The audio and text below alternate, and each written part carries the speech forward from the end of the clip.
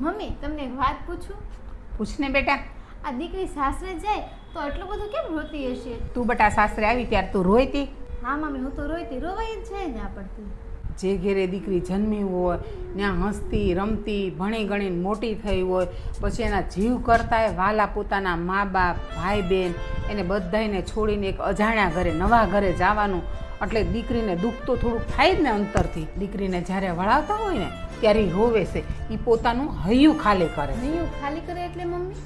હૈયું ખાલી કરવું એટલે બેટા, દીકરી જ્યારે પિયરમાં હોય ને પોતાના પિતાને ઘરે, તો એ એના મા બાપ કે એ રીતે રહી હોય, એ પોતાના મરજીનું માલિક હોય અને એને ગમે એ રીતે જ રહી હોય, અને હવે એને જવાનું છે પારકે ઘરે. કેમ આપણે સ્લેટમાં લખીને ભૂસી નાખી છે એમ દીકરી હૈયાની સ્લેટને ભૂસીને પછી સાસરે જાય. દીકરી સાસરીવાળાને એમ કહે છે કે તમે મને જે રંગે રંગશો ને એ રંગે હું રંગાઈ જઈશ, તમે જેમ કહેશો ને એમ હું કરીશ, અને તમે જેમ રાખશો એમ હું રહીશ. એનું નામ જ દીકરી છે. એ વાત તમારી મમ્મી સાચી છે હો. દીકરી પારકી થાપણ છે, અને કહેવત છે કે દીકરીને ગાય દોરે ત્યાં જાય. દીકરી એટલે ઈશ્વરના આશીર્વાદ નહીં, દીકરી એટલે આશીર્વાદમાં મળેલો ઈશ્વર, એનું નામ જ દીકરી.